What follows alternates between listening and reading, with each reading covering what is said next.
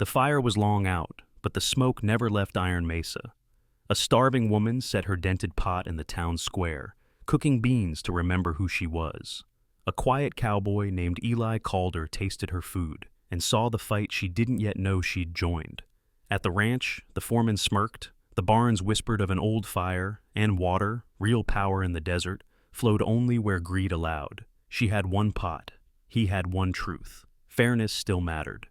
When the kitchen key vanished and flames rose again, who would the ranch believe, the drifter cook or the man who owned the smoke? The square in Dusty Creek was nearly empty, save for a woman crouched beside a dented tin pot, coaxing dry beans to life over a flickering flame. Her boots were cracked, her coat frayed at the cuffs. She held a small pouch of ground chili like it was something sacred. The wind tugged at her scarf. Folks passed by, curious but quiet. Eli Calder noticed the smell first, a slow, smoky richness that didn't match the woman's clothes. He stepped down from his gelding, loose-limbed, quiet-eyed, and nodded once. "You cookin' for sale?" he asked. The woman looked up, tired but not timid. "Cooking to remember I still can," she said. Eli hunkered down across the fire. "Then maybe Iron Mesa needs you." She blinked, guarded. "I ain't looking for charity. Didn't offer none," Eli replied. Ranch hands been chewing dust and regret since our cook ran off mid-October. He passed her a crust of cornbread. She passed him a bowl. They ate in silence. That evening, Eli rode her to Iron Mesa. The ranch sat beneath a blood-orange sky, its barns scorched at the eaves from a fire 3 winters past. Smoke still clung to the wood like a memory that wouldn't let go. At the gate, Silas Brand stood with his cane, weathered and sharp-eyed. "You the new fire?" he asked. The woman straightened. "No, sir, just cookin'." He stared at her for a moment, then jerked his chin toward the bunkhouse. "Tryout ends at dawn. If they ain't dead or complaining, you stay." Inside the mess hall, she found flour hard as stone and beans older than the barn fire. The knife was dull, the matches stubborn. Still, she moved like someone who had fed men before. She sorted and stirred, quiet as prayer, until the room began to fill with the low murmur of surprised approval. The ranch hands ate without a word. Even Silas took a spoonful, then another. But Vance Crowell, the ranch foreman, leaned back in his chair, arms crossed, watching like a man appraising a threat. "She stays?" one of the hands asked, mouth full. Vance didn't answer. He just pushed back his chair, stood, and left. On his way out, his hand brushed the hook near the kitchen door. The keys were gone by morning. Out by the horse trough, Eli caught up with her. "You got a name?" he asked. She hesitated, then offered, "Most just call me Cook." "I'll call you Fair if you keep feeding like that." She didn't smile, but the tightness around her eyes eased. "Vance," she said softly, "he don't like me." Eli's voice stayed level. "Vance don't like his own shadow." At dawn, the water trough ran dry. Eli traced the pipe and found the gate near the creek locked tight. A new padlock gleamed where none had been before. "Ranch losing water?" she asked. "Only when someone wants it to." That night, Vance leaned near the stove as she stirred. "Some folks are like stew, don't belong unless they boil long." She didn't flinch. "Some stews don't need your fire, Mr. Crowell." His smile didn't reach his eyes. When the kitchen emptied, she folded a scrap of paper into her pouch. It was someone's old recipe, scrawled at the bottom in a faded hand. "Let no man own your fire." Eli stood in the shadows by the door. "You cook like you've lost before," he said quietly. She looked up. "I cook like I've still got something to protect." And somewhere outside, the old barn's wind vane squealed. The smell of oil drifted on the night breeze. Eli's hand settled near his belt, but not on his gun. Not yet. He wasn't sure what game Vance was playing, but he knew this much. Someone was stacking kindling where no fire belonged. As the sky faded to coal, a thin line of lamp oil trickled beneath the hayloft door, and Vance Crowell smiled in the dark. The kitchen door creaked open before first light. A boy no older than 13 shuffled in, silent as dust, holding a bundle wrapped in cloth. He placed it on the prep table without a word. Inside were sprigs of sage, a withered chili stem, and a small wooden carving shaped like a flickering flame. The cook blinked. "That from you?" The boy nodded, then tapped his chest and pointed to the carving. A rough H had been scratched into its base. Eli walked in behind him. Hush, don't speak much, but he sees everything. Been watching since you lit that fire out in the square. She touched the carving gently. Tell him thank you. Eli just looked at the boy and said, She's grateful. Hush smiled once and slipped out the back. By midday, Aunt May Holt came knocking. Thick-boned and fierce as a windmill in a storm, she stomped straight into the kitchen with a sack of flour over one shoulder. You the one keeping these fools fed? The cook wiped her hands. Trying my best, ma'am. May snorted. Saw your mother do more with less. God rest her. But this kitchen's been cursed since the fire. You know that? The cook glanced at the stove. A kitchen only haunts folks who don't listen. May dropped the flour with a grunt. Then maybe you're the one to quiet it. That evening, stew simmered low, and biscuits rose even in the dry air. But as the cook reached for the salt bin, she noticed something strange. The lid was loose, and the bin was damp. Her eyes narrowed. She sniffed the flour. Fine. Checked the meat. Also fine. But the oil jug was sticky, thinner than usual. She said nothing. Eli returned from the barn with news. Vance locked the side pump, claimed it's being repaired. The cook stirred slowly. Funny, I used it this morning. Not anymore, Eli muttered, and he's been whispering in the bunkhouse. Saying you lit the old fire. She didn't stop stirring. He's laying kindling, Eli exhaled. I'm keeping notes. Wind patterns, tool deliveries. He's hiding something. She glanced down at her hands. A dark red stain marked her fingertips. Not blood. Dye, she murmured. Eli leaned closer. What kind? Chili and lye mix. You only use it if you're testing for soot leaks or oil trails. Outside, shadows shifted. Someone moved near the hay barn. A lantern bobbed, then vanished. Next morning, a page appeared under the kitchen door. It was an old recipe card, but not hers. The handwriting was careful, looped, familiar. At the bottom was a note in pencil. For strong fire, seal the chimney. For true flame, leave the flue. She showed it to May, who paled. That's your mother's hand. I'd know it anywhere. They stared at the fireplace. The flue chain hung loose. The damper creaked. Eli frowned. Who's been up there? Same one tampering with the oil, I'd wager, May growled. And spreading talk that we poisoned last night's stew. The cook blinked. They said that? May nodded grimly. Two hands walked out. Vance just watched outside. A low breeze stirred. Eli walked to the porch, scanned the barn roofs. The eastern vent had fresh scrape marks near the eaves, like someone dragged a lantern across it. He returned with a quiet voice. Ash buildup looks staged. Too clean around the base. Fire might be coming again. The cook turned to Hush, who stood near the door, silent as ever. You see anything last night? The boy raised a single finger, pointed west, then crossed his arms over his chest. The old hay barn. Eli nodded. We'll keep watch tonight. She turned back to the stove, voice steady. Then we cook like always. Warm food, clear hearts. Hush pulled another carving from his pocket. This one was taller, a chimney, a tiny flue carved open. They understood each other without a word. At midnight, a lantern wick burned high in the hay barn's rafters, and someone had removed the water bucket from its hook. The fire came just before moonrise. It started quiet, like a sigh in dry timber. Then a hiss, a pop, and a column of orange danced skyward from the eastern hay barn. The cook jerked awake on the cot beside the kitchen hearth. Eli was already moving, boots on, coat half buttoned, a bucket in each hand. Hush burst through the side door, wild-eyed but focused, tugging at her sleeve and pointing toward the paddock. Horses. Go, she said. I've got water. Together, she and Eli yanked open penstock valves, doused walls, and slammed doors open. Smoke bit their eyes, and flame raced along the roof beams like it had been waiting. The air screamed. Then, snap. The rafters gave. By dawn, only the stone footing stood. Charred wood, wet ash, and the acrid stench of something oily lingered. The horses lived. So did everyone. But the damage was done. Silas Brand stood beside the ruin, arms stiff at his sides.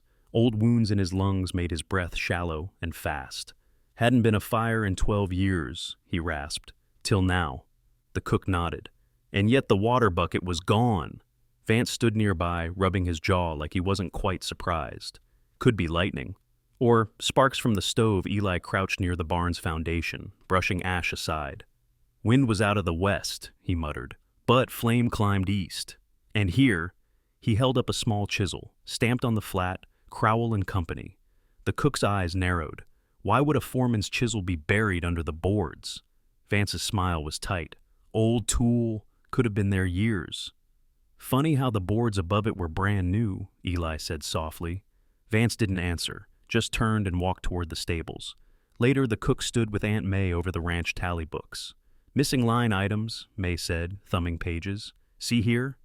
2 orders of chimney tile signed out last spring, but only 1 delivery. Listed where's the rest? Eli walked in, holding the chisel in a cloth. I checked the east vent. No tile, just thin board and open gap. Nothing to deaden sparks, May grunted. No wonder the place went up. 1 strong breeze and a floating ember was all it'd take. The cook turned to Eli. You said you were drawing up wind maps? He nodded. And keeping a sketch of where Vance controls things. Locks, supply drops, who gets which chore. She set her hand on the table. Then we're not just cooking anymore. We're proving. Eli unrolled a surveyor's sketch from the tack room. Here's the kicker. This smokehouse foundation, it sits on a low spot. Always been damp under there. Spring seep maybe. Vance never let anyone near it. The cook's brow furrowed. Why? Water law. If a natural seeps there, and Silas can prove it, it beats Vance's control over the well pump. That's leverage. May looked between them. So, you think he's trying to move the kitchen to keep us off that patch? Exactly, Eli said. Shut us down under safety concerns. Then he can file a new improvement claim on the foundation. The cook tapped the chisel. He's willing to burn down a barn to get it. Eli looked out the window, eyes steady. Then we don't give him the excuse. That night, as the crew bedded down and smoke from supper still hung sweet in the rafters, Hush placed another carving on the prep table, a bent chisel split at the haft. The cook picked it up gently. He's been watching. Eli nodded. So have we. Next morning, Vance strutted into the mess hall and dropped a rusted lock on the table. Kitchen's closed by order of the foreman. Until further notice, the crew froze. The cook folded her arms. Eli didn't rise, but Aunt May leaned back and said, Well then, guess it's time we cook in the square again. See who joins us. By late Friday, the town square of Dusty Creek swelled with the hum of the annual fall picnic. Sawhorses bore platters of pies and stew, the schoolchildren's.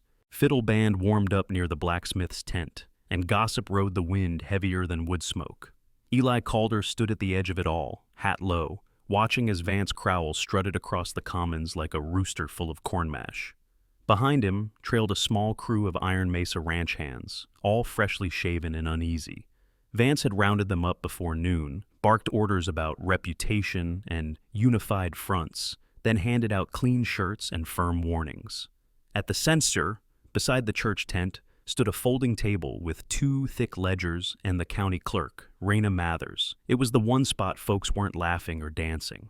Silas Brand showed up late, as always, boots dusty, coat too formal for the breeze. His face was carved granite, but something in his eyes looked more alert than usual. He scanned the crowd, then settled under the awning with Raina and Vance. All present? Vance asked, spreading updated safety reports and an engineering sketch on the table. As acting operations manager, I move we suspend all kitchen use due to unsafe ventilation and lack of proper oversight. That sketch is dated last month, Eli said calmly, stepping forward. But the fire was last week, and the vent work Vance refers to was never actually installed. Ask the farrier. He's seen it. The farrier, lean and sunburned, nodded. Flues are bare. Been saying it for a season. Raina glanced between them. Mr. Crowell, you certified that repairs had been made. Vance shrugged. I relied on reports given.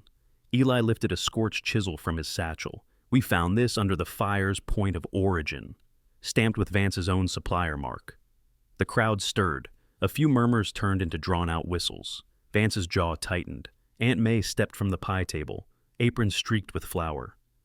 She held up a folded page, brittle with age. This is a ledger note from '72. It shows safety tiles purchased with ranch funds, never installed. That barn burned anyway. You're not staff. Any more, May? Vance snapped. No, she replied, but I remember what the kitchen smelled like when it was honest.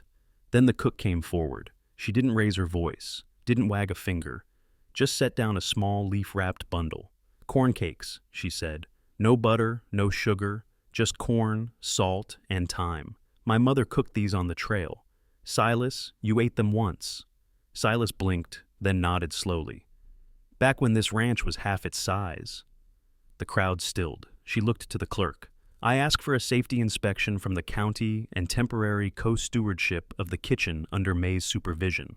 Vance barked a laugh. "You can't just—" "I can," Rena said. "There's precedent. And enough here to warrant oversight." Vance's face flushed. "Then I'll be filing a cease on water use. That kitchen draws from a line I now control." Eli's voice cut through the stir. "That's not true." "Want to test it?" Vance said with a smirk. "I'll lock the gate tonight. Try cooking with dust." The crowd watched Eli. He didn't flinch. Instead, he tipped his hat toward Silas. "Sir, I request the Smokehouse Foundation be surveyed for historical seep. I believe it holds first-use rights under ranch law." Silas studied him. "You better be right." "I usually am," Eli said. The wind kicked up, swirling dry leaves past their boots. Vance scowled. "Fine. Noon Monday. But I'll be there, with deputies, if needed." Rena nodded. "Survey will be observed." Claims reviewed, the cook stepped back. Aunt May reached over and squeezed her hand.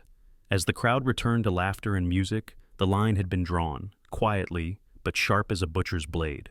Back at the ranch that night, Eli found the kitchen door padlocked and the well pump dry. On the table inside, a note, "Out of order, until further notice." But on the step below it, a carving from Hush, a tiny flame, this one cupped in two hands. The morning after the picnic, the wind carried a different weight. Not celebration, not hope, just the kind of dry tension that crackled like overcured wood. Eli rose before dawn, boiled coffee, black and bitter, and walked to the line fence with a tattered envelope in his vest. The survey stakes he had measured and hammered the week prior marked a clear path between the smokehouse's ash foundation and the buried seep Silas once ignored. Today he filed the papers, a work easement and safety petition, naming himself and the cook as joint stewards of the kitchen. It was legal, narrow, and bold. He knew what it would cost. By noon, the Iron Mesa well pump wheezed dry. Vance had turned the main gate wheel somewhere upriver. The troughs dipped below shadow line. Inside the kitchen, the crew grumbled over dry beans and a broken butter crock that hadn't been chipped yesterday. "Sabotage," Aunt May muttered, peeling a potato with the same knife she once used to cut wedding cake for Silas and his long-gone wife. "He's poking every nerve." The cook said nothing. She just lifted the dented pot, rinsed it with a damp cloth, and set to slicing onions. Her hands were steady, her lips tight. That afternoon, a delivery wagon from the far side of Dusty Creek failed to arrive. Gus Pepper, ever near, spotted its driver drinking alone in the saloon, paid in coin with Crowell's mark. The wagon was delayed, no spices, no soap, no flour. "They're trying to starve you out," Gus warned Eli, "and they're laying blame where folks'll believe it." Sure enough, by sundown, 3 of the younger ranch hands refused supper. "Not eaten from fire starters," one said, flicking a glare at the cook. Another spat near Eli's boot. "She lit the barn to win favors." Eli didn't rise. He just looked at them and said, plain, "She didn't." But talk was faster than fact, and Vance knew it. That night, under a sky stitched with starlight and tension, Eli walked the ridge with Hush. They circled north to the neighbor's field, where a lateral ditch had backed up from Vance's reroute. "The water's still moving under the cap," Eli said, running fingers through the flow. "If we drop the far gate, they'll lose pressure." Hush tilted his head. "I know it's not by the book," Eli added, "but 20 head'll die by morning if we don't." The boy nodded once and reached for the wrench. They worked quiet, clean. Water surged into the trench, and by moonrise, the neighbors' cattle drank deep and slow. By the time they got back to Iron Mesa, lanterns flickered at the bunkhouse, and 2 deputies sat on horseback by the front porch. "Eli Calder," one called, voice uncertain. "You're under arrest for tampering with company property." "Stand down." Eli stepped forward without pause. "I'll come quiet. But I want it clear, those cattle weren't Vance's. That water wasn't his to cut." "Tell it to the judge," the deputy muttered, tightening the cuffs. As he passed the cook, Eli caught her eyes, still calm, still fire-lit. Keep the pot warm, he said softly. She didn't speak, but she nodded, then disappeared into the kitchen with Hush. Close behind, Dusty Creek's jail was little more than a brick room with a cot and a crooked window. Eli sat without complaint, arms slack, face unreadable. The cook arrived at dusk with soup in a mason jar and 2 biscuits wrapped in cloth. She passed them through the bars without a word. Then, from behind her apron, she pulled a sealed envelope. Filed this, she said finally. It's a copy of the easement. Sent the original to the territorial office, with May's testimony and Gus's map. Eli took it carefully, like it might crack. You move quick. You laid the trail, she replied. I'm just following it. As she turned to go, Hush stepped forward. From his coat pocket, he pulled another tiny carving. A flame again, but this time, the flame was cupped in 2 open hands. Good boy, Eli murmured. He set it on the cell's windowsill and looked out at the stars. Out near the old smokehouse, the wind shifted.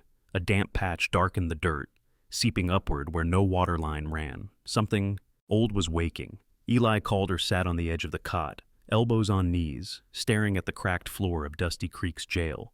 The brick walls held the day's heat, and the air stank faintly of varnish and old sweat. No charges had been read, no judge had come, just 2 deputies and a paper with Vance Crowell's signature claiming property tampering. He hadn't raised his voice once. Outside the barred window, the desert wind whispered, carrying the smell of hay, dust, and something faintly sour, like wet stone. Across town, the cook stirred soup. She didn't flinch at the whispers that floated around the bunkhouse or the looks some of the hands cast toward her back. She just kept the pot from burning and wrapped 2 biscuits in a cloth she'd scrubbed clean with vinegar and elbow grease. At dusk, she walked alone to the jail. The sheriff wasn't there. He rarely was when things got complicated. The night deputy, barely 20 and already sun-withered, opened the outer door and let her through, without a word. She nodded once in thanks. Soup, she said quietly, passing the jar through the bars. Eli took it, the heat surprising against his calloused palm. He looked up at her, expression unreadable. You didn't have to come. I know. She reached into her apron and held up a folded sheet of paper, crease sharp and sealed with wax. This is Silas Brand's signature, she said. He named me temporary steward of the kitchen and attached Aunt May's statement about the chimney tiles. Eli blinked. He signed it? She nodded. Might have taken him all morning to get the pen moving, but yes. Hush carved a path. Eli gave a breath that almost passed for a laugh. Then she handed him the second thing, a small carved flame. Hush again?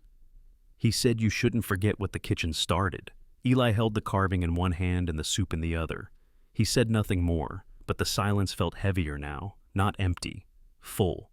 I'll walk back slow, she said, voice low. Make sure they see me.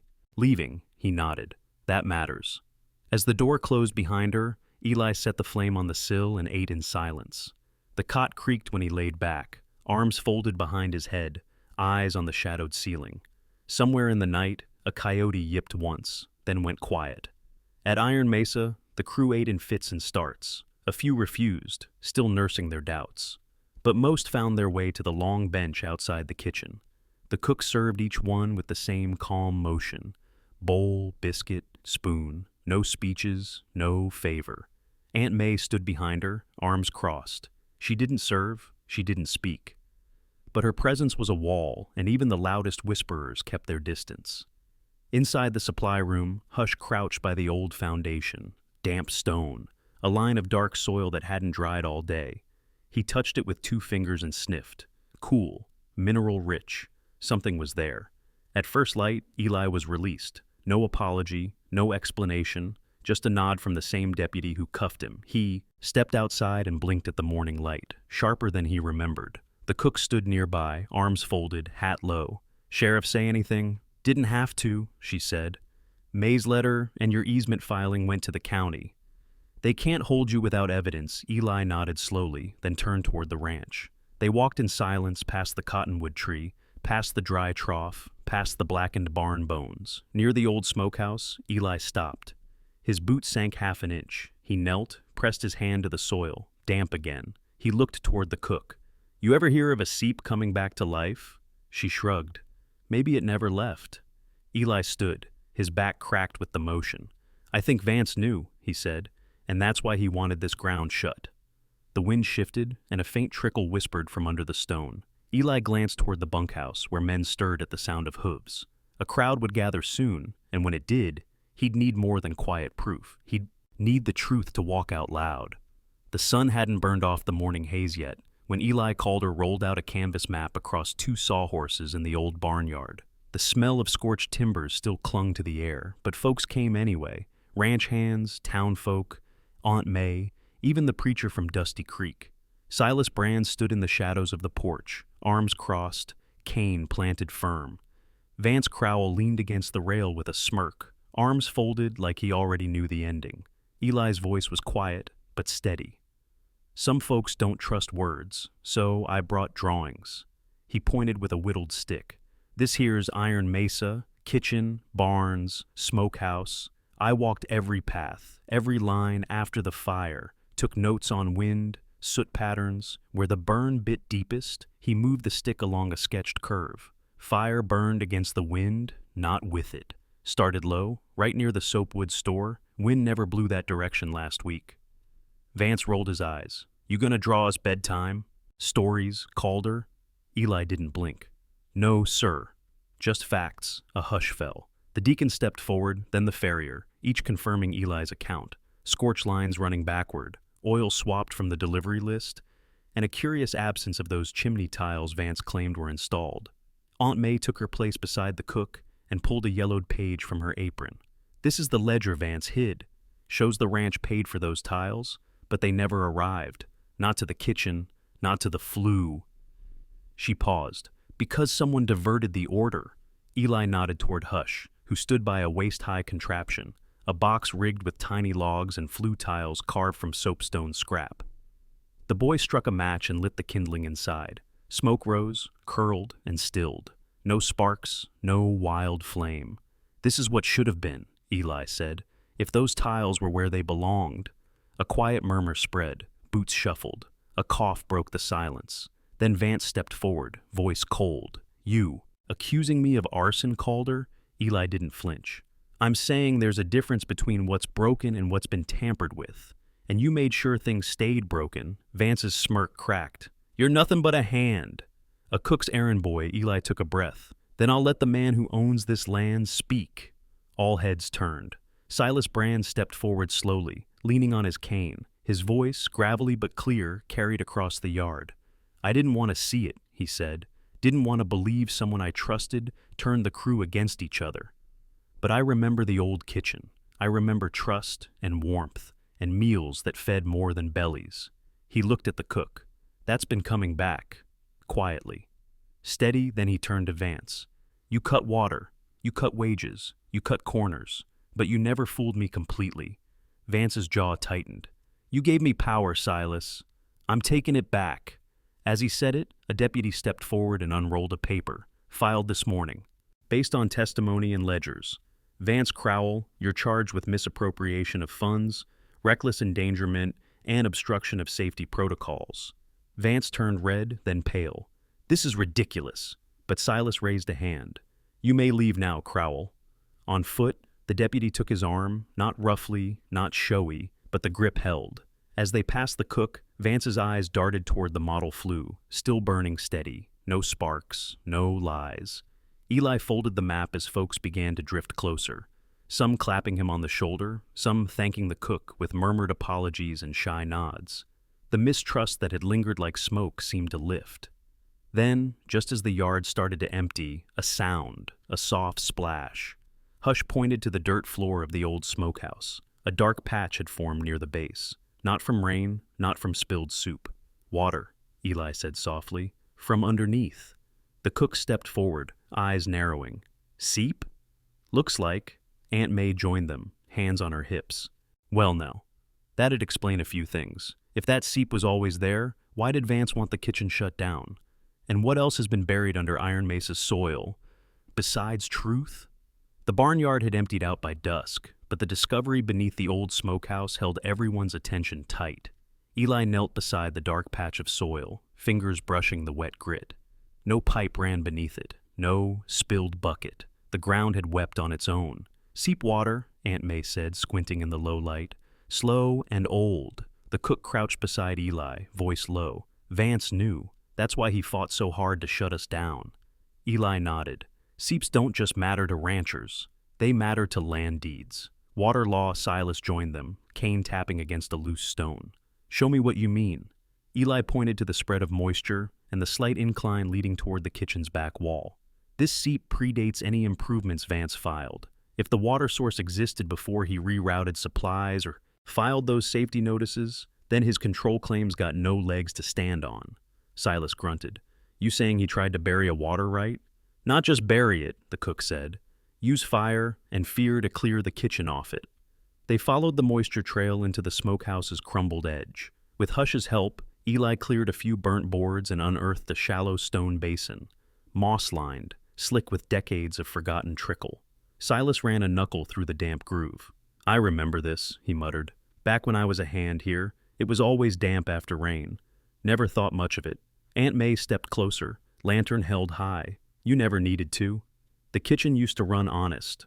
The following morning, with the cook's careful hand and Aunt May's notes from decades past, Eli drafted a claim supplement, asserting Iron Mesa's prior use of the seep as a cooling source for smokehouse operations. Under territorial code, that made the seep a historical utility asset. A deputy returned by noon with a new writ.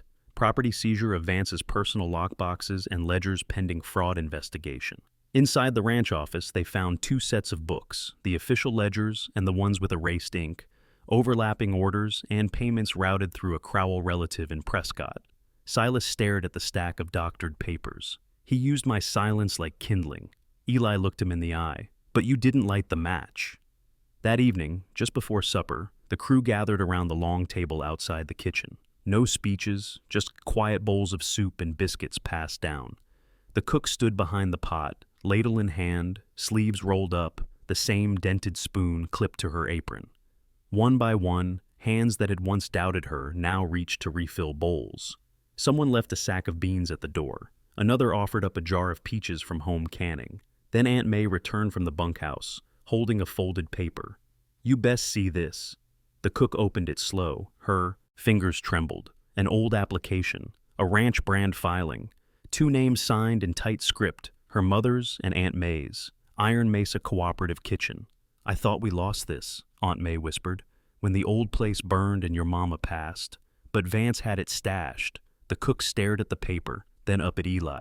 She wanted to build something lasting. Not just feed folks, teach them how to feed each other.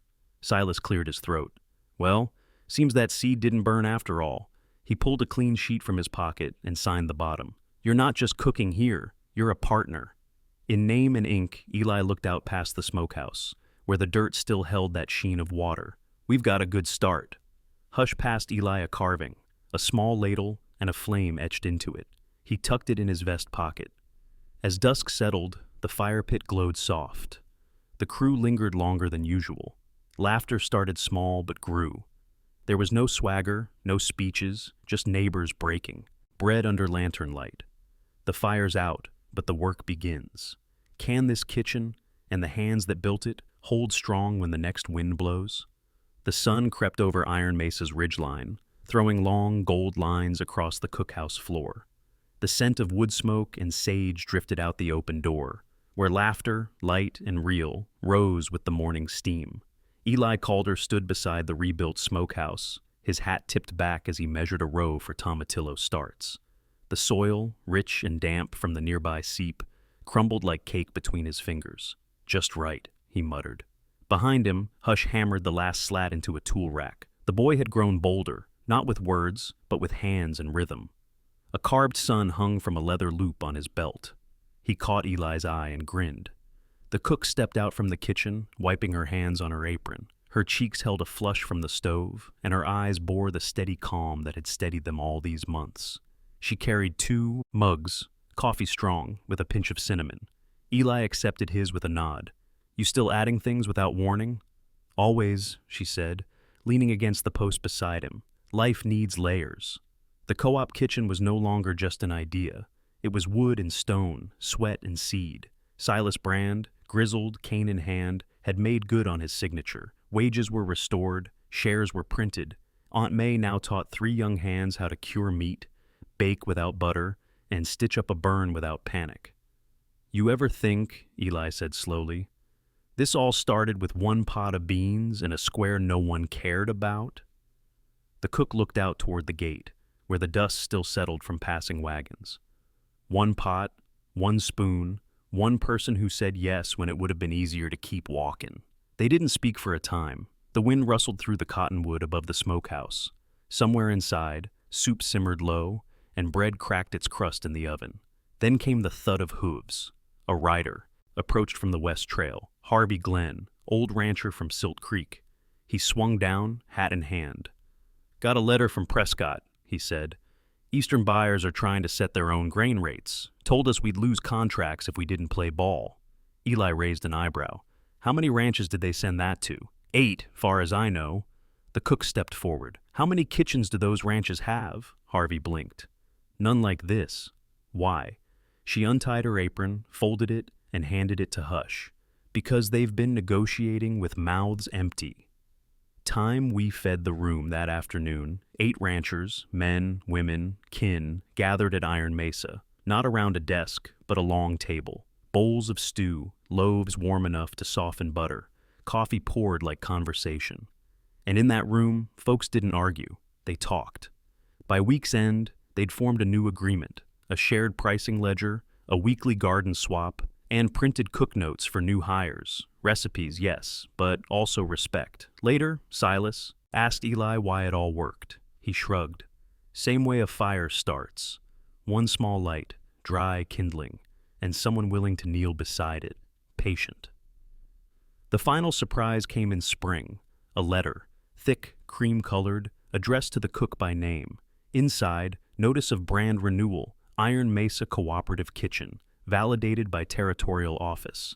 And tucked beside it, a tiny carved flame. Hush had sent it, without a word. The traveler wasn't traveling now. Her dented pot still hung by the hearth. Her spice pouch was near empty again. Her name was etched in the new smokehouse beam, beside Aunt May's and Eli's. That night, they ate outside, under a wide New Mexico sky. Stars blinked, coyotes howled, polite and far off. Eli passed the bread. "Think you'll ever write a book of recipes?" The cook smiled slow. "I'd rather teach hands to hold ladles steady." And across the land, carried by wind and word, folks began to believe that kitchens could heal what bullets never could. Saddle up for the next. Tale, partner. Mercy keeps the West alive.